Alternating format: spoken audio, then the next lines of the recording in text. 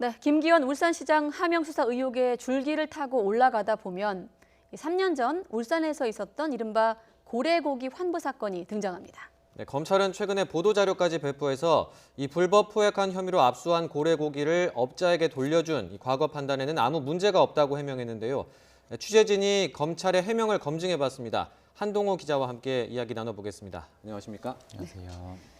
자, 앞서 말씀드린 대로 하명 수사 의혹 사건 불거지면서 계속 고래고기 사건 이게 등장을 했기 때문에 개인적으로도 좀 기다렸던 보도 취재 중에 하나입니다. 울산 고래고기 사건 어떤 사건입니까? 이게 잘 모르시는 분들도 많으실 텐데요. 예. 이게 3년 전 사건이거든요. 2016년 4월에 이제 울산 경찰이 그 고래를 불법으로 유통하고 그리고 포획한 업자들을 적발을 했습니다. 이때 압수한 고래고기 양이 어마어마했습니다. 총 27톤이나 됐는데요. 네. 경찰은 이 고래고기가 불법으로 포획됐을 가능성이 높다고 판단을 했습니다. 네. 그런데 한 달 뒤에 이제 검찰이 27톤 중에 21톤을 업자에게 돌려줍니다. 그러니까 경찰은 불법 포획 가능성에 주목을 한 거죠. 경찰은. 네, 하지만 검찰은 이 불법 포획 혐의가 입증되지 않았다면서 21톤을 돌려줬습니다. 네, 그렇게 이제 검사가 고래고기 업자에게 경찰이 불법 포획한 것으로 판단한 고래고기를 돌려주면서 유착이 있는 게 아니냐 이런 의혹이 제기됐는데 신빙성이 어느 정도나 됩니까?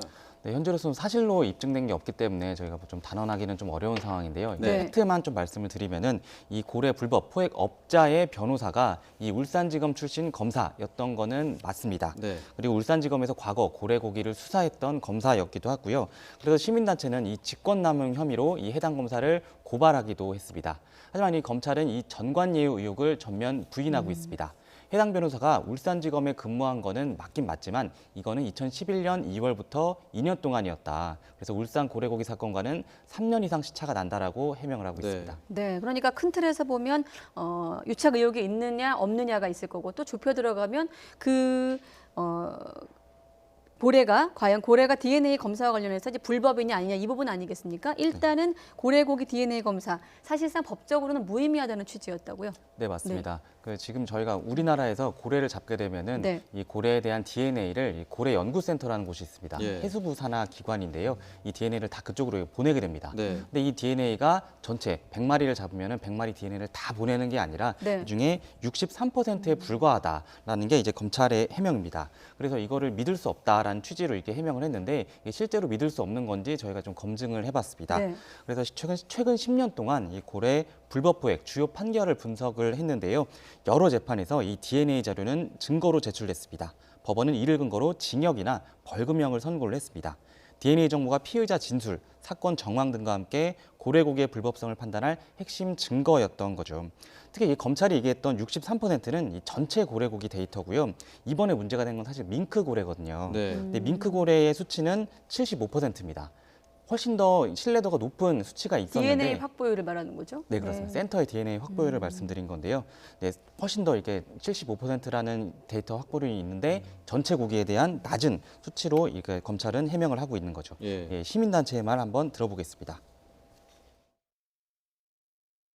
검찰이 돌려준 그 행위에 대한 합리화를 하기 위해서 그런 꼼수를 부리고 있다고 생각을 합니다. 고래연구센터의 감정 결과가 어떤 하나의 유죄로 법정에서 지금까지 계속 인정이 되었단 말이죠. 네, 그러면 검찰이 해명 자료까지 내가면서 뭐 무용지물이다, 무의미하다 이렇게 주장을 했던 그 DNA 검사, 울산 고래고기 사건 이후에 사용이 안 됐나요? 네, 그래서 저도 그게 궁금해서 한번 알아봤습니다. 네. 2016년에 이게 울산 사건이 있었으니까 그 후에 실제로 법적으로 사용한 게 있는지 아니면은 경찰 수사에서 참고한 게 있는지를 저희가 전수조사를 해봤는데요. 네. 저희가 2016년 4월 이후로 고래연구센터에 의뢰된 DNA 검사를 다 확인을 했습니다. 그래서 해마다 적게는 6건에서 많게는 22건 이렇게 있는 것을 보실 수 있죠. 예. 또 이 중에서는 이 고래연구센터의 DNA 신뢰성에 의문을 제기한 그 데이터도 있었는데요. 사실 믿을 수 없다는 DNA 검사를 수사 기법으로 계속 써온 네, 거죠. 저희가 그래픽을 아까 앞선 걸 보여드리고 있었는데 그걸 좀 띄워주시면 좋을 것 같고요. 네, 지금 이제 그러니까 무용지물이라고 했지만 그 이후로도 계속 뭐 직접은 아니지만 계속 이렇게 뭐 경찰 수사를 통해서라든지 계속 이거를 활용을 했다는 얘기인 거잖아요. 네, 이 파란색 숫자를 보시면요. 18건, 22건, 6건 경찰이 계속 이렇게 활용을 해왔던 거예요. 네. 네, 그렇군요.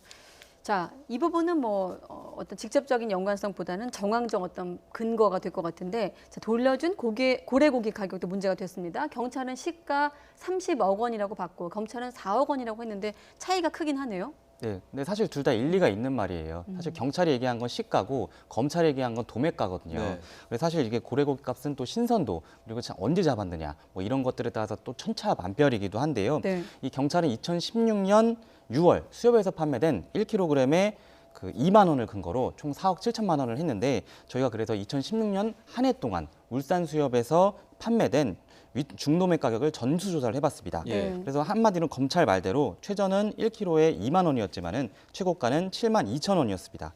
이 최고가를 적용을 하면요, 경찰이 말한 30억 원도 시가로는 충분히 가능했던 거죠. 네. 사실 이게 무엇보다 중요한 거는 이 돌려준 고래고기 가격을 낮춘다고 해서 이 전관 변호사에 대한 특혜 의혹과 그리고 검찰의 자의적 법 적용이라는 사건의 본질은 변하지 않습니다. 네, 알겠습니다. 이 검찰의 자의적 법 적용 이게 본질이라는 점까지 짚어주셨습니다. 지금까지 한동우 기자와 울산 고래고기 사건 짚어봤습니다. 오늘 말씀 고맙습니다.